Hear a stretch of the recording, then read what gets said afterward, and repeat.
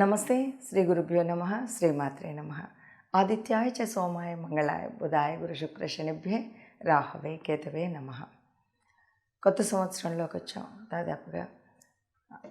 మరి ఇప్పటి వరకు ప్రతి మాసంలో మాస ఫలితాలు, అలాగే మనం వార ఫలాలను కూడా చెప్పుకుంటూ వచ్చాం. ఇప్పుడు ఏప్రిల్ మాసంగాను, ఈ మాసంలో మనకి ప్రత్యేకించి కొత్త సంవత్సరం ప్రారంభమవుతుంది. కొత్త సంవత్సరంలో మనం క్రోధినామ సంవత్సరంలో ఒక్కొక్క రాశి వారికి ఎలా ఉంటుంది అని చెప్పుకునే ముందు, ఇది కేవలం గోచార రీత్యా చెప్పుకునేటువంటి ఫలితాలు మాత్రమే. అంటే చంద్రుడిని బట్టి చెప్పుకుంటూ ఉన్నాం. నిజానికి జన్మజాతకంలో ఉన్నటువంటి నక్షత్రాలను బట్టి, నడుస్తున్నటువంటి రాశిని బట్టి, అందులో ఉన్నటువంటి రాసుల యొక్క యోగించేటువంటి లక్షణాలు, లేకపోతే యుతి, ఇవన్నింటిని బట్టి ఉండేటువంటి జాతకంలో కేవలం ఈ గోచార రీత్యా గ్రహాల యొక్క గమనం వల్ల వచ్చేటువంటి ఫలితాలు ఎలా ఉంటాయో మనం ప్రతి మాసంలో చెప్పుకుంటూ ఉన్నాం.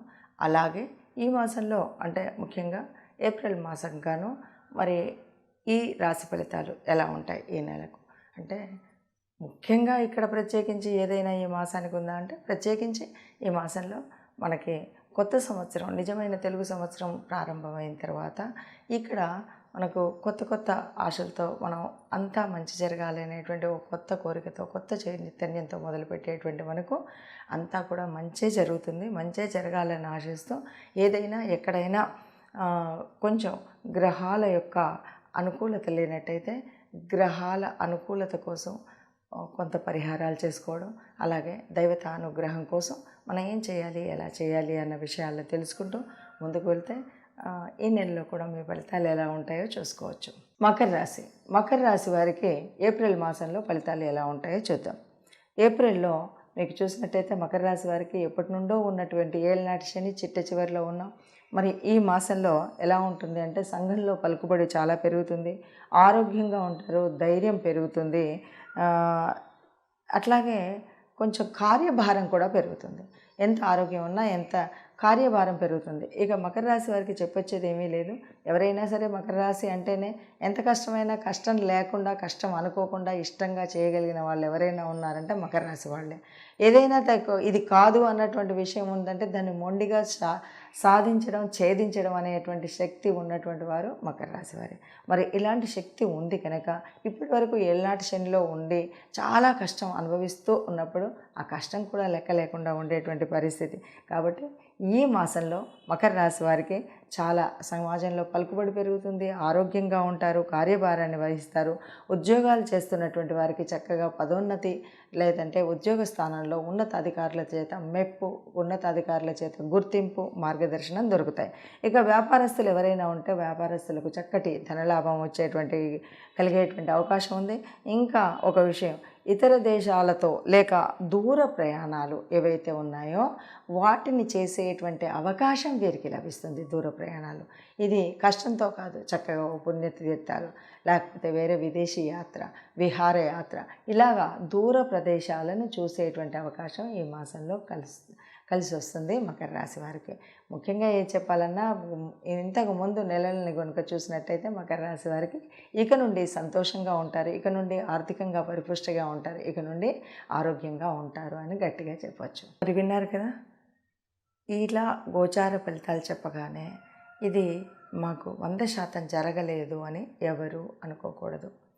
కారణం పదే పదే ప్రతిసారి ఎందుకు చెప్తున్నామంటే, ప్రతిసారి కూడా మళ్ళీ కొత్త వాళ్ళు కొత్తగా అసలు మాది ఇలా ఉంది మీకు ఎలా తెలుసు అని కొంతమంది, అసలు మీకు జ్యోతిషం వచ్చా అన్న వాళ్ళు కూడా ఉన్నారు.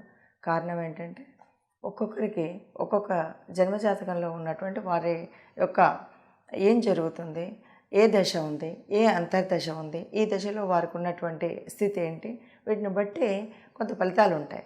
అయితే గోచార రీత్యా మనం చెప్పేటువంటిది ఈ కోటాను కోట్ల మందిలో కేవలం 30% వరకే ఈ ఫలితం ఉంటుంది అని ముందు నుండి పదే పదే చెప్తూ ఉన్నాం.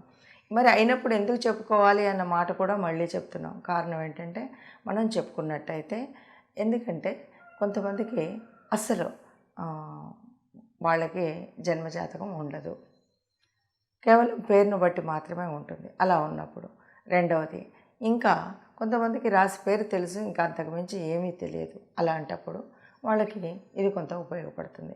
ఇక రెండవది, గ్రహాలు జరుగుతూ ఉన్నప్పుడు జన్మజాతకం ఎలా ఉన్నా ఎంతో కొంత గ్రహాల యొక్క ప్రభావం మానవ శరీరం మీద, ఈ భూమి మీద పడడం అనేటువంటిది మనకు తెలిసినటువంటి విషయం, సైన్స్ పరంగా నిరూపించబడినటువంటి విషయం. ఖగోళ పరంగా గ్రహాల యొక్క అనుకూలత ఉండాలన్నది అందరికీ తెలిసినటువంటి విషయమే. కాబట్టి ఏ ఏ గ్రహానికి మరి ఏ గ్రహం అనుకూలించకపోతే ఏం చేయాలి, అనుకూలిస్తే ఏం చేయాలి అంటే, అనుకూలిస్తే ఆనందంగా ఉంటాం, అనుకూలించినప్పుడు ఆ గ్రహానికి సంబంధించినటువంటి పరిహారాలు ఏంటి, లేకపోతే ఏ స్తోత్రం చదవాలి, ఏ దానం చేయాలి, ఏ దేవాలయానికి వెళ్ళాలి, ఏ దేవుణ్ణి స్మరించాలి, ఈ విషయాలు తెలిసినట్టయితే ఎంతో కొంత మనకు ఒక్కొక్కసారి చాలా కఠినమైనటువంటి పరిస్థితులు ఉంటాయి. ఎలా అంటే, ఓవైపు ఏళ్ళనాటి శని నడుస్తుంది, ఇంకొక వైపు ఇంకొక భయంకరమైనటువంటి స్థితి, భయంకరంగా కుజుడు ఎక్కడో ఉండడం, ఏదో చేయడం. దీనివల్ల ఒక వివాహ లబ్ధిలో కానీ, లేదు వ్యాపారంలో కానీ, లేదు ప్రయాణాలలో కానీ రకరకాలైనటువంటి కలతలు, కల్లోలాలు ఇలా ఉన్నటువంటి సమయంలో మనం చెప్పే విషయం వల్ల ఏదో ఎంతో కొంత ఉపశమనం ఉండి, మనం అయ్యో ఇంకా ఎందుకురా భగవంతుడా ఈ బతుకు అనేటువంటి పరిస్థితి కాకుండా ఎంతో కొంత ఉపశమనం ఉంటుంది. కాబట్టి దాని నుండి బయటపడేటువంటి పరిస్థితి ఉంటుంది. కాబట్టి తెలుసుకోవాలి, అంతే తప్ప ఇది తెలుసుకున్నాము ఇక బెంగపడిపోయాము ఏం చేసినా ఇంతే అనేది కాకుండా, ప్రయత్న లోపం లేకుండా మనం చేయాల్సినటువంటి పనులు చేస్తూనే జాగ్రత్తగా ఉంటాం. ఇప్పుడు మనం ఈ సంవత్సరంలో మనం ముందుగా మనం ఏం చేస్తాం, ఉగాది వచ్చింది అనగానే కందాయ ఫలాలు తెలుసుకుంటాం. కందాయ ఫలాలు తెలుసుకోగానే అయ్యో మొత్తం నాకు నష్టమే ఉంది, ఇంకా లాభం లేదు, నేను ఏం చేసినా రాదు కాబట్టి ఇలాగే ఉంటానన్నది కాదు. నీ శ్రమ కొద్దీ నువ్వు కష్టపడి నువ్వు చేస్తూ, ఇక్కడ నువ్వు అనవసరపు ఖర్చులు ఏవైతే ఉన్నాయో అవి ఖర్చు చేయడం మానేస్తే ఆదాయ వ్యయాలు సరిగ్గానే ఉంటాయి. అవమానం రాజపూజ్యం అని చెప్పుకున్నాం. అవమానం అనగానే అందరూ మనల్ని ఏం పనిగట్టుకొని ఎగతాళి చేయడానికే రారు.